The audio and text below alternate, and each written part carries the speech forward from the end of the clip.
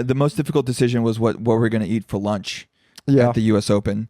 Because again, the options for lunch are not like, it's not like you go to Citi Field or Madison Square Garden where it's like a hot dog. They're not giving burger, they're not giving you a bucket and filling it up with whatever stale popcorn, fried shit they have. No, they want everyone to feel comfortable. Yeah. Okay. And so it's the exact same fast casual bowls that the attendees of the US Open have to shovel in their mouths in between Zoom calls in Midtown Manhattan. And they're like, we know. We know, you called in sick for work so you can watch two players you never heard of and get your Instagram story. So you're going to eat a Dos Toros bowl and you're going to feel so at home.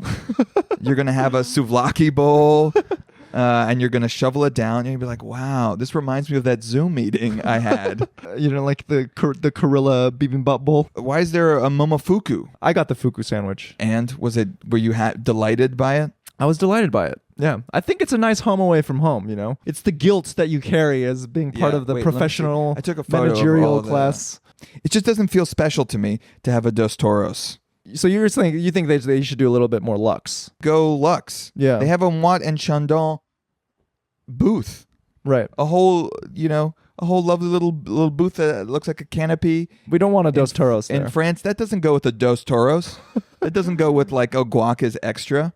I think it's just to assuage the anxiety of all the people who are attending. Because we know the only people who are going to attend are the ones with the fake email jobs in Midtown. Yeah, who are still worried about their weight. That's why they're drinking vodka. That's why the signature drink is vodka. Because it's still the most vain, shallow people, who have to look good for the fall weddings. Right. So they can't have a burger. I think it's a great move. They have to have a chicken souvlaki bowl. Yeah. And I enjoyed it. I liked my fuku sandwich. Well, you're the target audience. I am the target audience. And a little sidebar here, by the way. Can we just touch on how David Chang, what a great grift that he created for himself with the Momofuku empire. And now he just sells basic Asian condiments. I think he tricked to white yuppie people. white people. Yeah, they're like, chicken sandwich, but if it's Korean, then maybe it's healthy? And maybe it's worth $30? Chicken is healthy, right? The Koreans, they're fit. Yeah. And David Chang, though, he would love to have him on the podcast. Would love to have him. He did get in trouble from the Asians, though. Oh, really? I didn't know about this. Yeah, he tried to trademark chili oil. Oh, yeah, you can't do that. You can't. He flew a little too close. That's so aggressive. Trademark chili oil? Yeah. He wanted to get into that chili crisp game, But that's Chinese, and he's Korean. But look. Also, by the way, you can't hit a player for trying. He's not selling it to people who look like me. He's trying to sell it to the white people who are like account executives at some dying advertising company. He creates the perfect gift for a white elephant. That's that's his target. Salt that has some umami in it.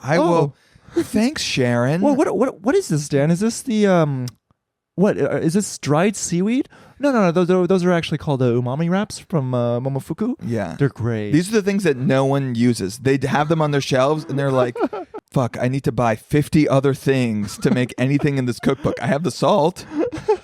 I think I'm just gonna make mac and cheese again." He's a Korean chef, but he makes ramen, which is Japanese. Well, he studied in Japan. How come he's not getting the cultural appropriation slap on the wrist? Asia's very big, Dan. Okay, so I think just white people weren't sure.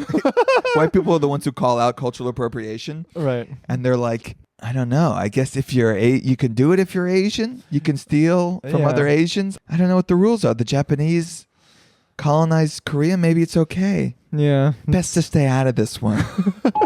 Okay, that was Middlebrow.